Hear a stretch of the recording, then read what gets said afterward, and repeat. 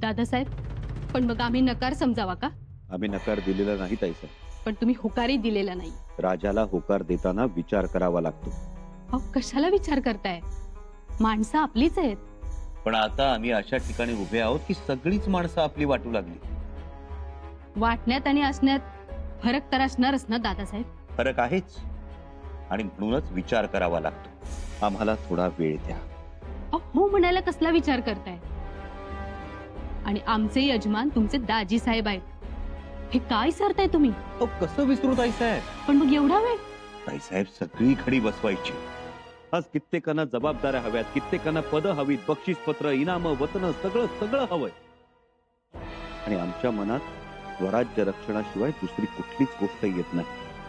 आम्हीही त्यासाठीच जबाबदारी मागतोय. स्वराज्य रक्षण ही मागायची गोष्ट नाही ताईसाहेब. का? बाजी प्रभूंनी नव्हती मागितली जबाबदारी? मुरारबाजी, तानाजी मालुसरे, शिवा काशीत, प्रतापराव सरनोबत या सगळ्यांनी जबाबदारी नाही, मरण मागितलं होतं स्वराज्यासाठी. काय करावं दादासाहेब, तुम्ही शब्दात नाही सापडत. पण मग आमच्या स्वारींचं कर्तृत्व केव्हा झळाळून निघणार? केव्हा त्यांच्या तलवारीचं पातळ लखाकणार? म्हणून आम्ही जबाबदारी मागतो. त्याची गरज नाही ताईसाहेब. हरजी राजांच्या तलवारीला लखाकण्यासाठी नात्याच्या सहाणेवर घासण्याची अजिबात गरज नाही. असेल त्यांच्यात निष्ठा, असेल त्यांच्यात स्वराज्य प्रेम, असेल त्यांच्यात पराक्रम, आणि ठाऊक असेल त्यांना बलिदानातलं सुख आणि त्यागातली मस्ती, तर आम्ही ठामपणे सांगतो आहोत, हरजी राजांचं स्वराज्यातलं स्थान हे उंचावर असेल. दादासाहेब, हे तुम्ही बोलताय की आबासाहेब? आम्हाला तर विश्वासच बसत नाहीये. म्हणूनच सांगतो ताईसाहेब, जरा धीरानं घ्या. या अशा वेगळ्या जबाबदाऱ्यांच्या फंदात पडू नका. आपल्या सगळ्यांची जबाबदारी एकच, आबासाहेबांनी निर्माण केलेल्या या रयतेच्या राज्याचं, या स्वराज्याचं रक्षण.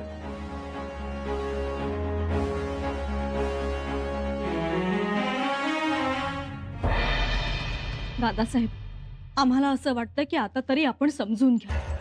ताईसाहेब, आज पत्र समजूनच घेतलं, समजुतीनच राहिलो इथं. मग आता ही समजी सोडू नये. ताईसाहेब, समजी सोडलेली नाहीच आम्ही. आज पत्र महाराजांना जवा जवा वतनाबद्दल विचारणा केली तेव्हा थांबा, धीर धरा, नंतर बघू, दमानं घ्या, अशीच उत्तर मिळाली आम्हाला. मध्ये एकदा म्हणाले, राजकुंवर बाई साहेबांना पोरगा होऊ दे, मग वतनाचं बघू. पोरगा झाला आम्हाला, रांगायला लागला, भिताड धरून उभा राहायला लागला तो, तरी बी सबूत काही खरा झाला नाही. आता तुम्ही तरी तो सबूत खरा करावा म्हणून विनंती करतोय आम्ही. दादासाहेब, गडावर काय परिस्थिती आहे आपण जाणताच नाही. एवढंच नाही दादासाहेब, आजूबाजूच्या पाचशया भुजंगासारखा फणा काढायला लागलाय. हनुमान गडावर मोगली फौजांनी हल्ला चढवलाय. बहादूर खान मोगली फौजा घेऊन स्वराज्यात हमले करून जातो. ताईसाहेब, हे सगळं चालतच राहणार हो, पण त्यासाठी वतन देण्यामध्ये आडकाठी कसली? आडकाठी म्हणजे? ताईसाहेब, संबंध स्वराज्याच्या महाराणी आहेसा तुम्ही. एक कागद घ्यायचा, त्याच्यावर 2 सबूत लिहायचे, वतन दिले, खाली सही शिक्का उमटवायचा, झालं की. दादासाहेब, आम्ही म्हणतोय ना, विचार करतो. स्वराज्यात वतन देण्याची परंपरा आणि पद्धत बंद केलीये. मग ताईसाहेब, आता जरा तुम्ही समजून घ्या. शिर्के नवीन वतन मागतच नाहीत, हक्काचं लढून कटून मिळवलेलं वतन मागतात. अहो, मोगली फौजांचा धुव्वा उडवलाय शिर्क्याने. साधी गोष्ट नव्हती ती. आणि हे कवा घडलं? महाराजांच्या बी जन्माच्या अगोदर. जरा इतिहास तपासून बघा ताईसाहेब. सगळं ठाऊक आहे दादासाहेब आम्हाला, आम्ही तिथेच लहानाच्या मोठ्या झालो आहोत. झालं की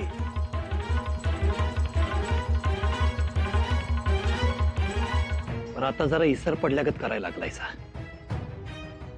ताईसाहेब, अहो जरा आमचा बी डामडोल कळू द्या की राईतेला. आमचा बी रुबाब जरा वाढू द्या. दादासाहेब, मग आता रुबाब नाही का? कसला आलाय रुबाब? रुबाब म्हणजे कसा? जमिनीपासून 4 बोट वर आमचा रथ चालला पाहिजे. माफ करा दादासाहेब, पण ही गोष्ट आता शक्य नाही. आता नाही तर मग कवा ताईसाहेब? ताईसाहेब, माणसाला भूक लागलेली असती तेव्हा प्रेमानं वाढावं तर मजा. नाहीतर मग भुकेला माणूस भाकरी हिसकवायला बघतोय. पंगत स्वतःहून वाढलेली बरी असते ताईसाहेब. काय चाललंय?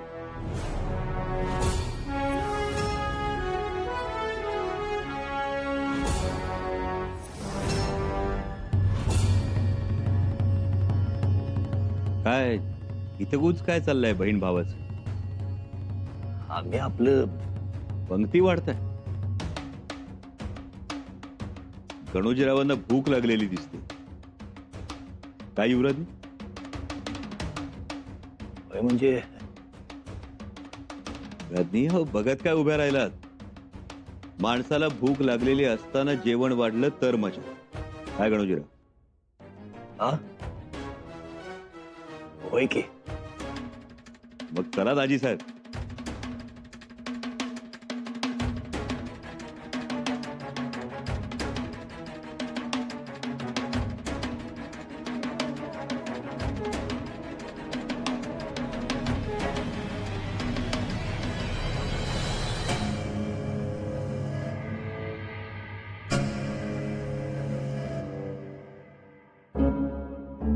प्रणाम पंत. हे प्रणाम कविराज. या मी आपलीच वाट पाहत होतो. हमारी? हा, खूप दिवसांची कामं थांबलीत, पत्र व्यवहार खोळंबलेत, आलेल्या पत्रांना जापसाल द्यायचंय, नव्या नियुक्त्या नाहीत आणि अनुभवी माणसंही सदृढ नाहीत. जी बिल्कुल. घटनाच अशा घडल्या आहेत. युवराज परेशान भी है और व्यस्त भी. हो, तेही खरं. बऱ्याच दिवसांनी युवराजांचे रिश्तेदार आलेत. सर्वांच्या मुलाखती झाल्यात. जुन्या आठवणीत युवराज रमून गेलेत. ते तर होणारच. आपल्या सगळ्यांवर दुःखाचे डोंगर कोसळले, परंतु आता त्यातून सावरतील असे वाटते. हो पंत, नक्की सावरतील. कविराज, एक सांगू? तुम्ही सावलीसारखं युवराजांसोबत असता, तुमचं ऐकतात. सांगू? जरूर सांगा. युवराजांनी राज्यकारभार आता आपल्या हाती घ्यायला हवा. त्यात दिरंगाई होते असे वाटते. सांगाल? नक्की सांगेन. आणि राज्यकारभार करायचा असेल तर पहिला राज्याभिषेक करून घ्यायला हवा. राज्याभिषेक? लेकिन उसके लिए समय चाहिए. मग मंचकारोहण तरी करून घ्या. त्याशिवाय गती येणार नाही स्वराज्याच्या कामकाजाला. ते नव्या नेमणुका होतील, युवराज राजे होतील, रोज दरबार भरेल, कामात सुसूत्रता येईल. आणि सगळ्यात महत्वाचं म्हणजे सर्व चर्चांना पूर्ण विराम मिळेल. बरोबर? अगदी बरोबर.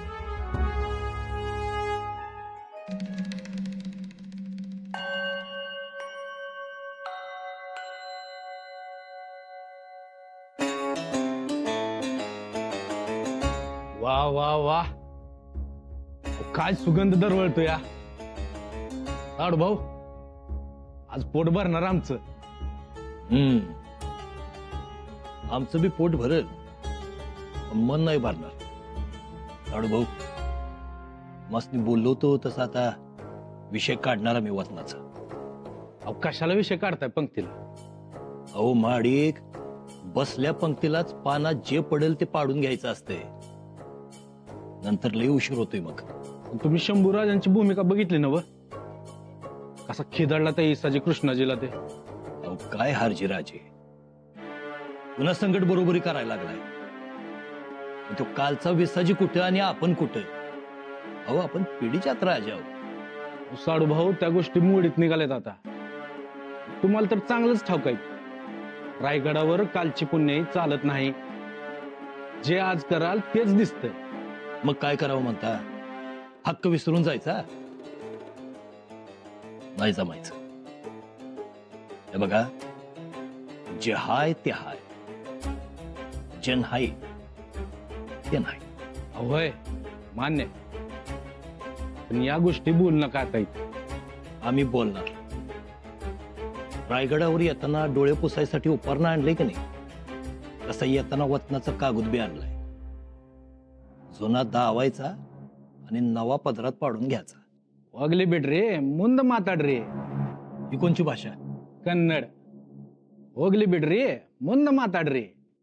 आणि त्याचा अर्थ काय? सोडून द्या, पुढचं बोला. ओगली बिडरी. बिडरी. री री जर वाढायचा. ओगली बिडरी. हा, हे चांगलं आहे. आम्ही तुमची री ओढतो, नंतर तुम्ही आमची री ओढा. ऐका आता. ओगली बिडरी, मुंद माताड रे. काय दाजी साहेब, कसला हशा पिकलाय?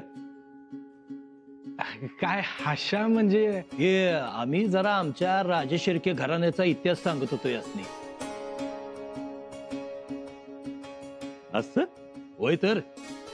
अहो आमचं राजशिर्के घराणं कवापासनं, पाक महाभारत काळापासनं तोमर वंशा.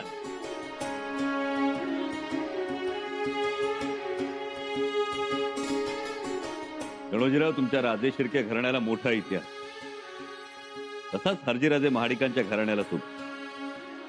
एवढंच कशाला, सह्याद्रीच्या प्रत्येक दगडाला इतिहास आहे. होय होय. अहो ही मातीच पवित्र आहे. अहो आमच्या आबासाहेबांच्या पहिल्या युद्धात दगडांनीच तर साथ दिली. फत्तेखानाला पळवून लावला. पुरंदराच्या पायथ्याशी असलेल्या सासवड, खळद बेलसर, शिवडी, काळदरी, साकुर्डे गावा शिवारातल्या दगडांवर शिवघोष कोरला गेलाय. काय गणोजीराव? होय की. महाराजांच्या पायाची कमी आज तशी होती.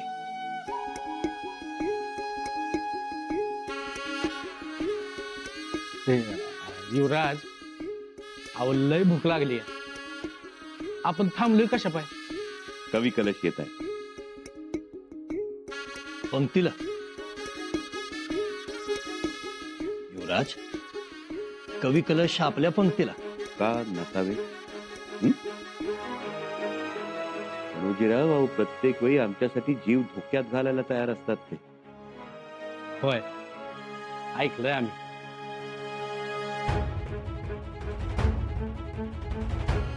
आजी साहेब, तुम्ही आज आलात. कविराज? कविराज मात्र कारभारी आम्हाला पन्हाळ्यावर अटक करायला आले होते तेव्हापासून आमच्या सोबत आहे. या कठीण प्रसंगात 3 माणसांनी आम्हाला साथ दिली. कवी कलश, दुसरे म्हणजे सरनोबत हंबीर मामा मोहिते, आणि तिसरे आमचे मामासाहेब पिलाजीराव शिर्की. या वयात त्यांनी माल सावंतांचा प्रतिकार मोडून काढला. त्यांनी पायथ्याचा मार्ग मोकळा केला म्हणून माथा दिसला आम्हाला. युवराज, अहो शिर्के घरानं तुमच्यासाठी जीव पण घाण टाक. हा, आणि आम्ही मागे राहतोय. असू द्या. होगली बिडरी, मुंद माताड्री. हा.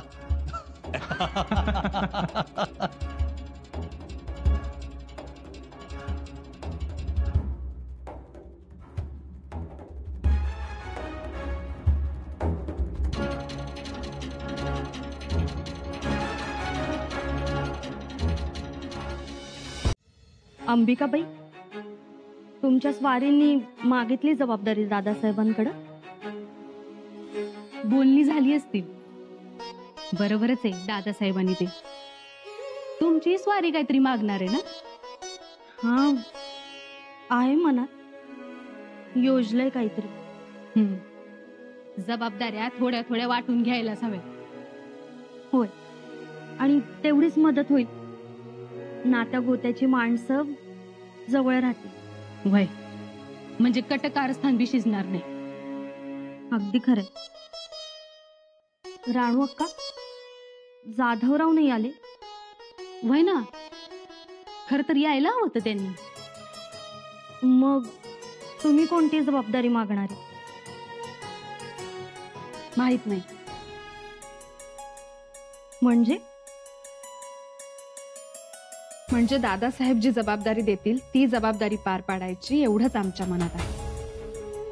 हो, नाही म्हणजे अंबिका राजेंचे यजमान दक्षिण सुभ्याची जबाबदारी मागणार आहेत. आमची स्वारी शृंगारपूरचा सुभा, तसंच तुम्ही कुठला सुभा मागणार आहे? मग आम्ही सुद्धा दादासाहेबांना एक सुभा मागणार आहोत. कोणता हो? घागरगडचा सुभा. काय? घागरगडचा सुभा? घागरगड कुठे आहे स्वराज्यात? अहो, घागरगडचा सुभा म्हणजे पाणी आणायचं. आपल्या रांजणात पाणी भरायचं काम म्हणजे घागरगडचा सुभा. तुम्ही पाणी वाहत बसणार?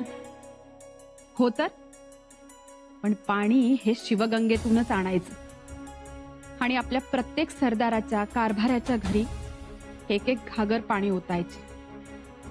बस, ही एवढीच जबाबदारी घ्यायची असं आमच्या मनात आहे. कारण आता या परिस्थितीत आपल्या प्रत्येक सरदारांना या शिवगंगेच्या पाण्याचीच गरज आहे. राणू अक्का, ताईसाहेब, आपल्या आबासाहेबांनी हे स्वराज्य निर्माण केलं. आता ते राखण्याची वाढवण्याची जबाबदारी आपली सगळ्यांचीच. ते खरंय, आम्हाला पटलंय. पटलं तर आम्हालाही आहे, पण काहीतरी आम्हाला काही नको. आम्ही शिवकन्या आहोत याचा आम्हाला अभिमान आहे, पण आता शंभू भगिनी आहोत याचा गर्वही वाटतो. म्हणून आम्ही दादासाहेबांना काही मागणार नाही, उलट समर्पणासाठी सदैव तयार आहोत. येसू, आज तुम्हाला अनेक माणसं भेटली, परकी आपली. तुमचं त्यांच्याशी बोलणंही झालं. त्यांच्यातले काही जण आमच्याशी सुद्धा बोलले. एकूणच अंदाज आला असेल तुम्हाला. अंदाज आलाय तसा, पण गोष्टी कठीण आहेत. कसं येसू, घागर हिंदकळली की आतलं पाणी दुचमळतं. काठ सोडून बाहेर येतं, अस्ताव्यस्त ओघळत राहतं. आबासाहेबांच्या जाण्यानं स्वराज्याची घागर हिंदकळली, त्यामुळं माणसांची मनं पाण्यासारखी दुचमळली.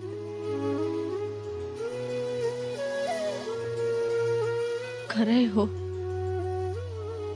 पण येसू, मग ही दुचमळलेली मनं काठ सोडून पाण्याप्रमाणेच बाहेर येतात, अस्ताव्यस्त ओघळत राहतात. घागर गळायला तर लागली नाही ना, असा क्षणभर भास होतो. कदाचित त्यांना भविष्याचे प्रश्न भेडसावत असणार. आम्हालाही तसंच वाटतंय. येसू, ही माणसं आपापल्या जागी योग्यही असती, पण त्यांना स्वराज्याच्या सिंहासनावर विश्वास असायला हवा. मग त्यासाठी तुम्हाला स्वराज्याची सूत्र हाती घ्यावी लागतील. नव्या जोमाने कारभार सुरू करावा लागेल. येसू, सूत्र तर आम्ही आताही हाती घेतलेलीच आहे, कारभारही सुरू आहे. युवराज, त्यात सुसूत्रता नाही.